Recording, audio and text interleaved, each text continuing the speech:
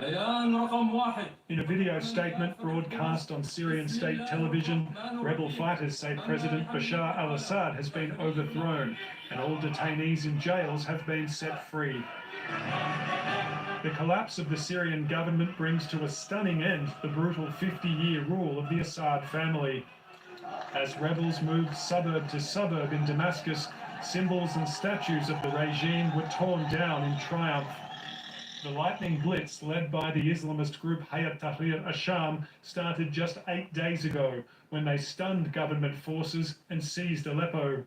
As the country's second largest city fell, the Syrian regime called in its allies Russia and Iran.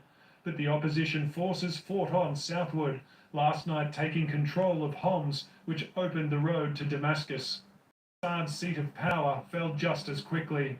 The Syrian Army Command has reportedly notified officers that Bashar al-Assad's rule has ended. There are reports that President Assad has fled Damascus by plane and nobody knows where he is. These Syrians here in Turkey, they don't care. They're just happy that he's gone.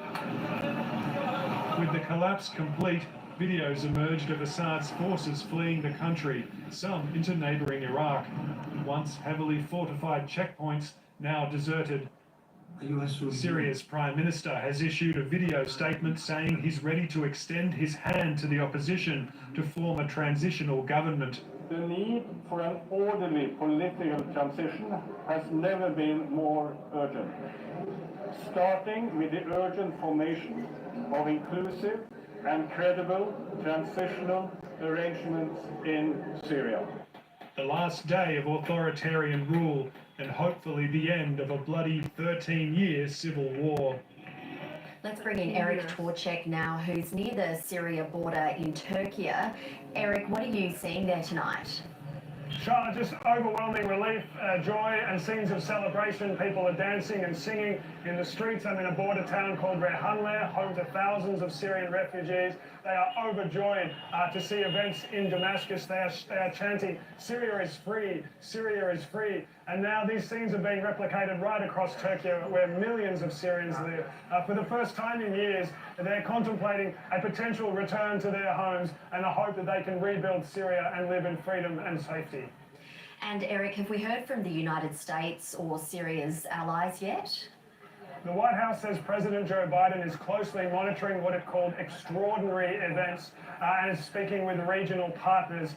In terms of the future US involvement in Syria, President-elect Donald Trump says America should stay out. He says it's not the US's fight. He also said it would be good for Russia to leave Syria, Russia being a key ally of President Bashar al-Assad. And we haven't heard from Iran. Iran, until just days ago, was promising full support to the Assad government. This has been a rolling catastrophe for Iran. It's lost its key ally in the region, and it's hard to know how it will recover from this. Australia wants to see a return to the UN-sponsored process. It wants to see a peaceful transition of power, and I think that's something many Syrians would want to see too. They don't want to see any further loss of life after this very long-running and deadly civil war. Eric Torchek reporting there. And the last 8 days have reshaped the Middle East and toppled one of the region's most ruthless and resilient regimes. And Russia and Iran are likely to take a hit. With analysis, here's the ABC's Global Affairs editor, John Lyons. It's hard to overstate the dramatic shift that's unfolding in Syria tonight. The stunning assault by the rebel group Hayat Tahrir al-Sham is a dramatic shift in the region's power balance.